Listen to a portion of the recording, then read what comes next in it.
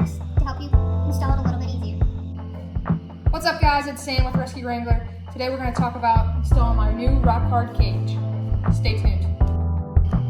Tip number 1, make sure you pre-fit it before powder coat. Makes your install a whole lot easier. You're not worrying about scratching that fresh powder coat or paint, whatever you decide to do to it. Just make sure that you get it all in nice and tight, make sure it all fits, and then put it back, bringing it back out, putting it back in. The second time you install, it's 10 times easier. Tip 1.5. Just on the fitment of the cages, they do fit a little bit tighter after powder coating, depending on how many layers. Mine has 3 layers with this color. Tip number 2, make sure you tap and re-tap after powder coating. It makes life 10 times easier. Mine were getting all gummed up with the material, metal inside of there. I guess it's factory material. Also use WD-40, that helped a ton. They recommend that from Rock Hard specifically on their video. Make sure you do that, it makes installing a breeze. One specific thing on the dash uprights, make sure you use a 3/8 by 16 tap. Mine wasn't included for the dash uprights. I'm not sure if it includes it or not, but once we did that, it made install seamless. The template that Rock Hard sends you, it's not the greatest. It'll get you by and get you close, but we actually had to waller the holes out just a little bit more, and we're gonna add a washer in. Just be mindful of that as well. It's not the greatest design, but it gets you by, and it doesn't take long just to waller them out, just to make them just a little bit bigger than what they need to be. Okay, another side note, I was kind of nervous because I don't want anything touching my dash up here because I've got the Alpine Restyle kit. I can't remember what model it is.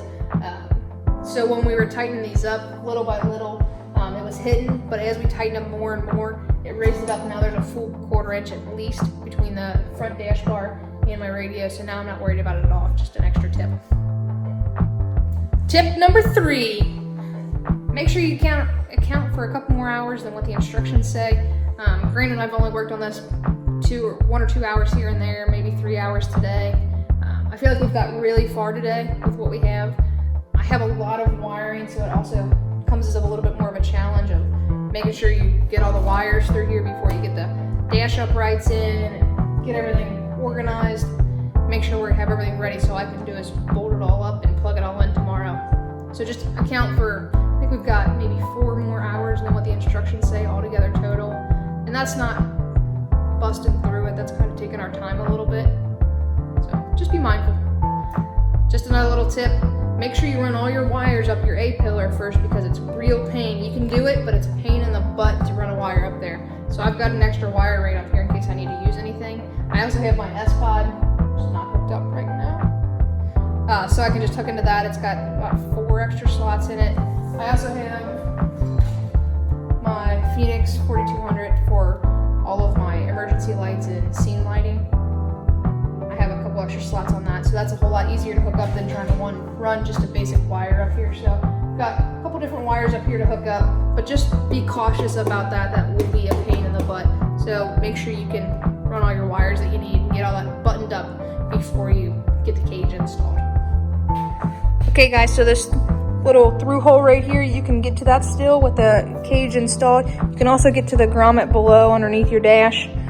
No problem at all. Just make sure you get these wires run up to your A-pillar first.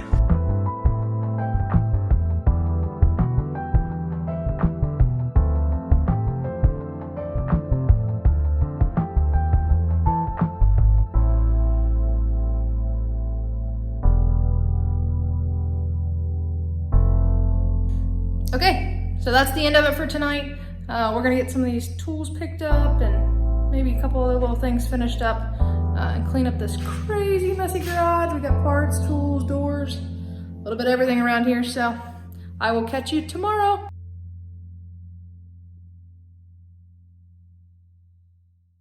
Tip number 4.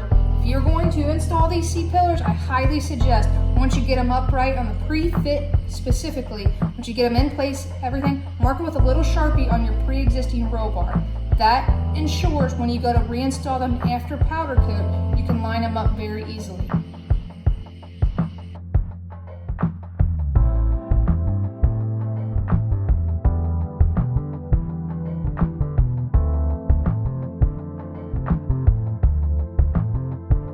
If you decide to install install the C-pillar additional add-on pieces, I decided to add silicone RTV to the washers on the outside and the wheel wells to make sure that's completely waterproof. I don't want water shooting up in here and on my wiring by chance. So we went ahead and took that extra precaution. You may want to too. It's completely your call.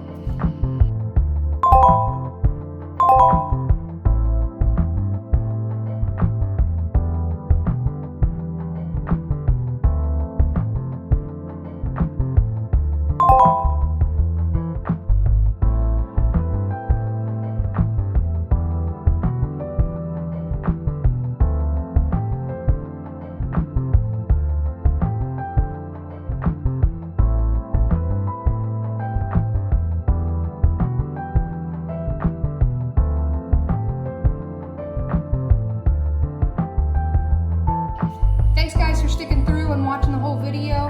Make sure you hit that like button, share it out, subscribe to this channel. We've got lots of content coming. I know we're a new channel, but we've got lots of content coming.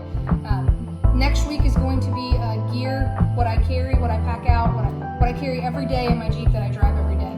Make sure if you have any questions, specific questions about that, hit them in the comments and I'll try to answer those on the next video.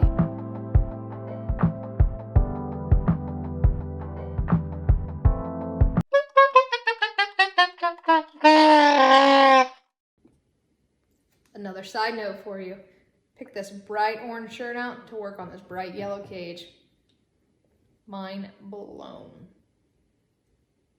What they give you? I don't like that. Not one bit. What else?